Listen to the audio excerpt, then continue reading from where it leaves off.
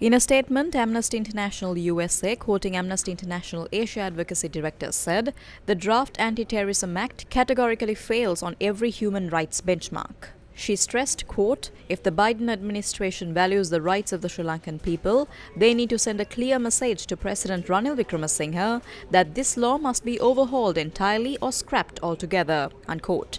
She said if the administration and Congress are silent as this draft law advances, they will allow the Sri Lankan government to further cement its ability to suppress dissent.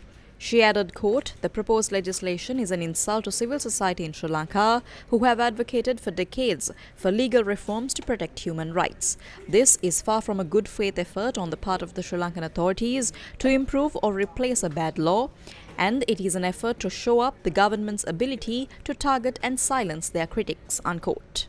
According to Amnesty International South Asia researcher Tyagi Ruanpatirana, the drafters of the ATA have not taken into account the benchmarks laid out by the UN experts in order to come up with a counter-terror law that would start to bring the legislation in line with international law.